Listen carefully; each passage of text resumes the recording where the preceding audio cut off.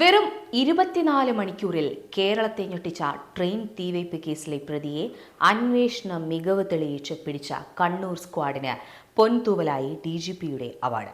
2023 June 1 Kannur railway സ്റ്റേഷനിൽ Alappuzha Kannur executive ട്രെയിനിലുണ്ടായ തീവയ്പ് കേസ് അന്വേഷണത്തിലെ മികവാണ് DGPയുടെ 2023 വർഷത്തെ ബാഡ്ജ് ഓഫ് ഓണർ പുരസ്കാരത്തിന് അർഹമാക്കിയിരിക്കുന്നത്.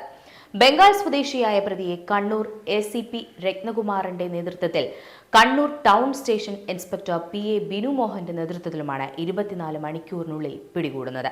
Cyber SHO Biju Prakash, railway SI KV Umeshan, Kannur town ASI V Ranjith, senior civil police ഓഫീസർമാരായ CP നാസർ, KP രാജേഷ് എന്നിവർക്കും അവാർഡ് ലഭിച്ചു. കണ്ണൂർ സ്ക്വാഡ് 2023 മാത്രം 100-ലധികം കേസുകൾ അന്വേഷിച്ച് തെളിയിച്ചു.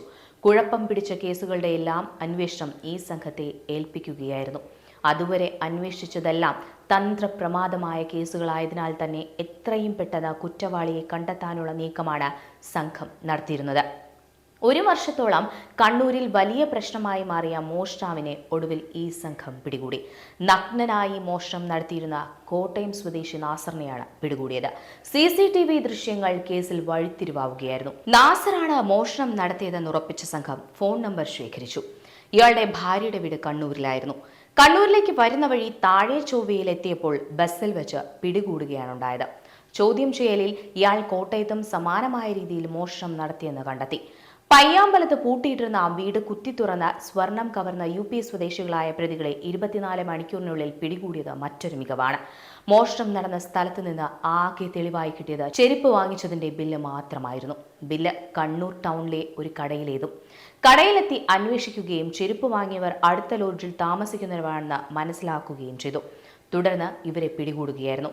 മറ്റു സംസ്ഥാനങ്ങളിലുൾപ്പെടെ മോഷണം നടത്തുന്ന വൻ സംഘത്തിൽപ്പെട്ട ആംബ്രോസ്, മഹേന്ദ്ര എന്നിവരാണ് പിടിയിലായത്. കണ്ണൂർ ടൗണിൽ വെച്ച് ലോറി ഡ്രൈവറെ കൊന്ന കേസിലെ പ്രതികളെയും വളരെ വേഗം പിടികൂടാനായി. കാണിച്ചാർ സ്വദേശിയായ ജിൻഡോയാണ് കൊല്ലപ്പെട്ടത്. കുറ്റ്യാടി സ്വദേശിയായ അൽതാഫ്, കാഞ്ഞങ്ങാട് സ്വദേശിയായ കബീർ എന്നിവരായിരുന്നു പിടിയിലായത്. കണ്ണൂർ സ്റ്റേഡിയത്തിന്റെ ഭാഗത്തായാണ് ലോറികൾ പാർക്ക് ചെയ്യുന്നത്. അവിടെയുണ്ടായിരുന്ന സ്ത്രീകളുമായി ബന്ധപ്പെട്ട തർക്കത്തിന് പിന്നാലെയാണ് ജിൻഡോയ്ക്ക് കുത്തേറ്റത്. മാരകമായി കാലിന് കുത്തേറ്റ ജിൻഡോ ഓടുന്നതിനിടെ കുഴഞ്ഞു വീണ് മരിക്കുകയായിരുന്നു. സ്ത്രീകളെ കേന്ദ്രീകരിച്ച് നടത്തിയ അന്വേഷണത്തിലാണ് പ്രതികളെ പിടികൂടാൻ കഴിഞ്ഞത്.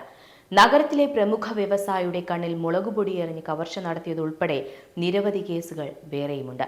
ലഹരിമരുന്ന് വേട്ടയും സംഘത്തിന്റെ പ്രധാന ദൗത്യമായിരുന്നു.